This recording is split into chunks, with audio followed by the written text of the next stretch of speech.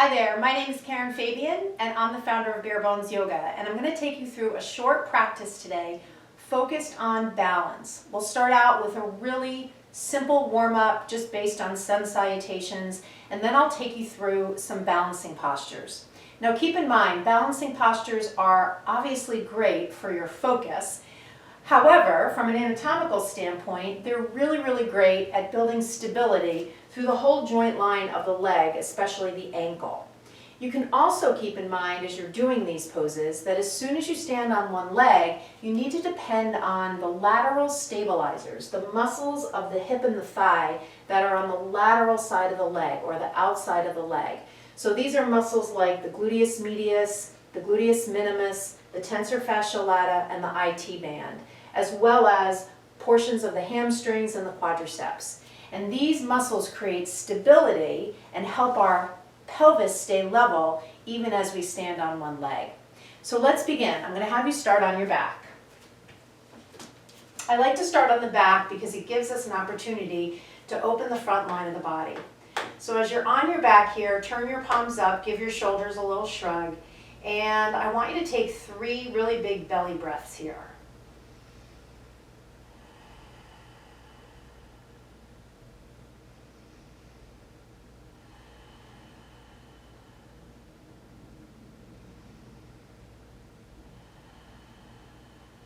And then from here, reach your legs forward and stretch your arms back. Take a big breath in, and then hug your knees into your chest, and come up onto your seat, and then rock around so you're in downward facing dog.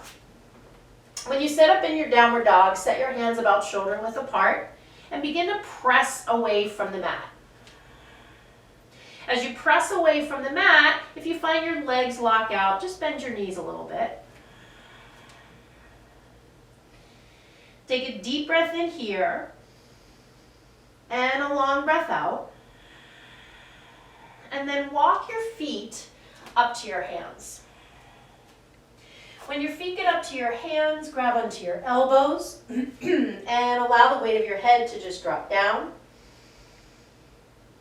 Feel for the balance of your hips over your heels, and you can feel for that by moving out of line and then finding that centering sensation of your hips over your heels. And here as well, you could bend your knees to any degree you want to help you find that sensation. And then release your hands down and toe heel your feet together. And now come up to standing and reach your arms up. Root into both feet. Lengthen up the length of your spine and take a deep breath in, and then bring your hands to your heart. All right, we'll start out together with 1 Om here. Inhale.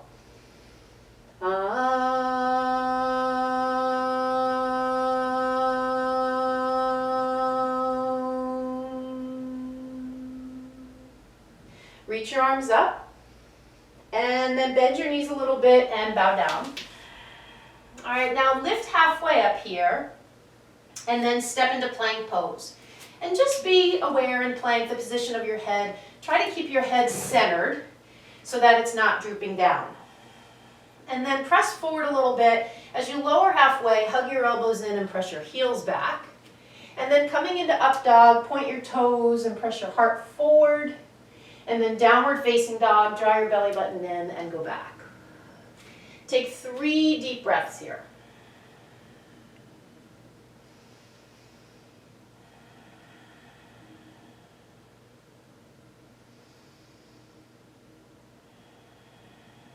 And then bending your knees, walk or hop forward. Lift halfway up and bow forward. And now reach up all the way, take a deep breath, and bow forward. Breathe out. And lift halfway up again, and then step back into plank pose. Right now, keeping your head really steady. Come forward and lower. You could lower to your belly. And then for upward dog, point your toes, press off your hands and your feet, and then downward dog over your toes. Step your right foot forward. Coming into warrior 1, reach your arms up. And then take a moment to really press down into your feet. Squeeze your back thigh and center your hips. If that's difficult to center your hips, turn your back big toe in a little bit. Reach up a little more. And then bring your hands to the floor, step to plank. Come a little bit forward, halfway down or even shy of that. And then upward facing and downward dog. Step your left foot forward for warrior one, reach up. And then set your gaze forward and just stay connected to your feet, that rooting into your feet into the ground. Squeeze all the way up your back thigh up into your core. Take an inhale and then bring your hands to the mat and step back and repeat that sequence again. Take 3 breaths.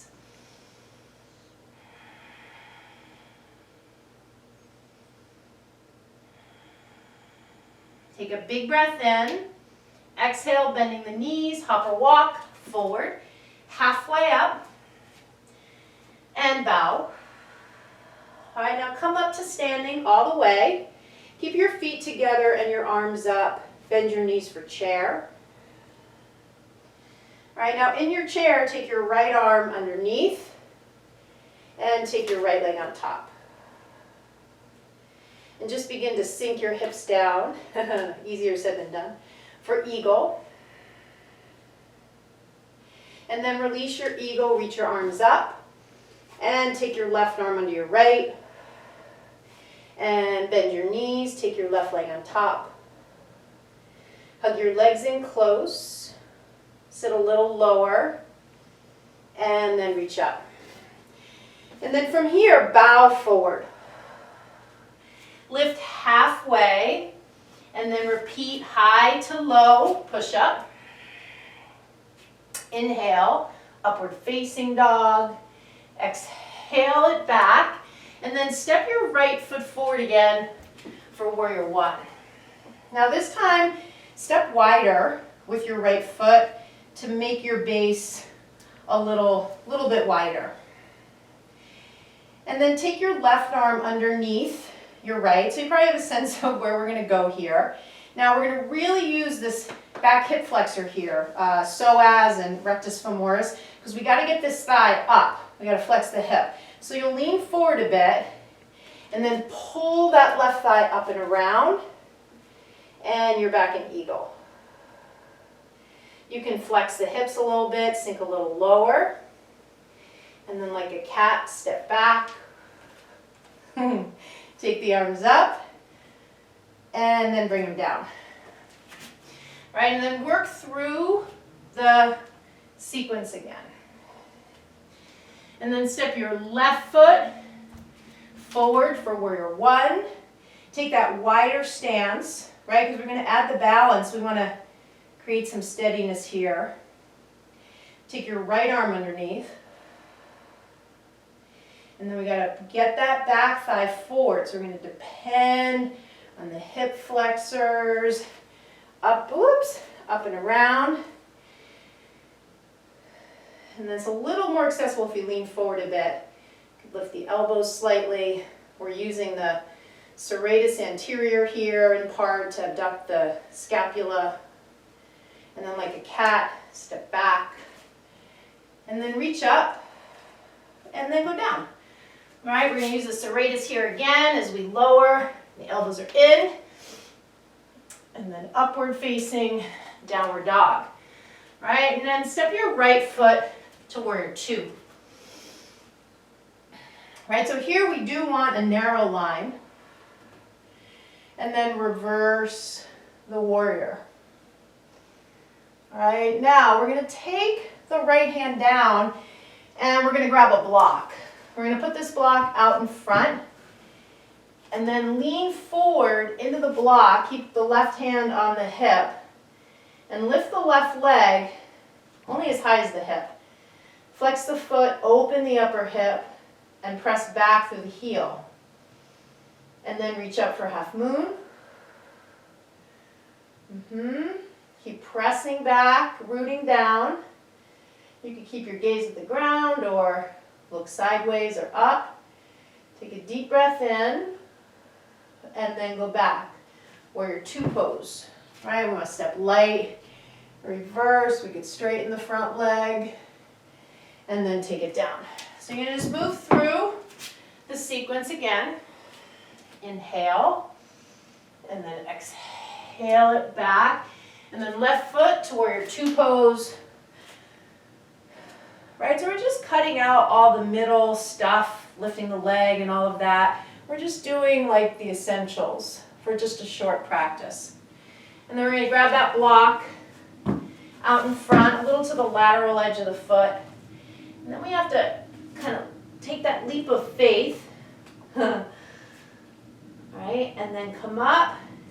And then we want to use the quadriceps back here. So we got to straighten the leg and externally rotating through that upper hip. And then the arm up. And then stack. Feel the stacking of the joints, top hand to bottom. Take a deep breath in.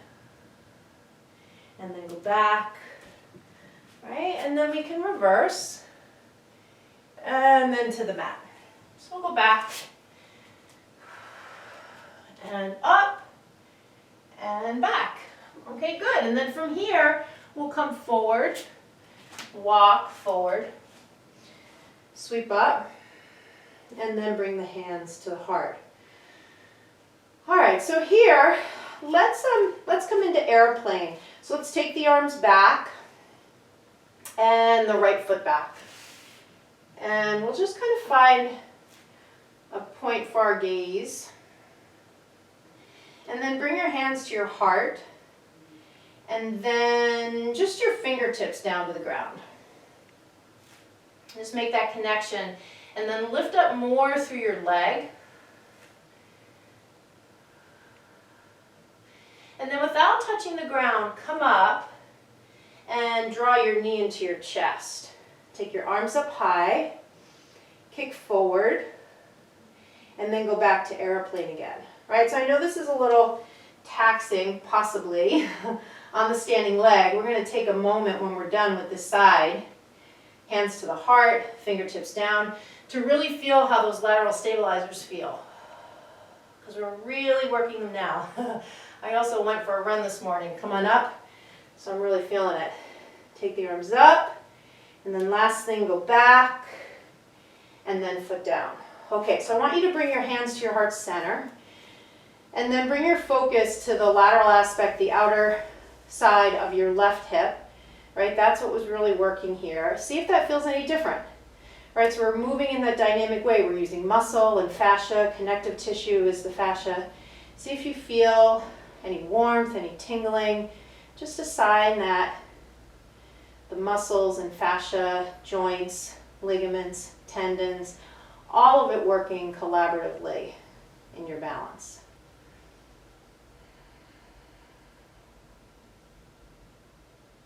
All right, so now we're going to take the left leg back. All right, so first set your gaze, and then bring your hands to your heart center, and then your fingertips down. All right, so now we have to use a little bit of rectus abdominis, right? We're going to pull the belly button in, and psoas and rectus fem to get that thigh up, hip flexion. And then we're going to go back. Right, we're trying to keep the pelvis level. And then hands to heart center.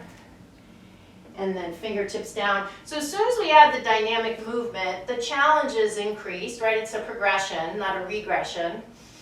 People have to depend, coming up, on their sense of their limbs in space, proprioception, coordinating, and then go back, airplane, the movement, and the balance. And then bring that foot down, bring the hands to the heart. And now feel down the lateral aspect of the right hip.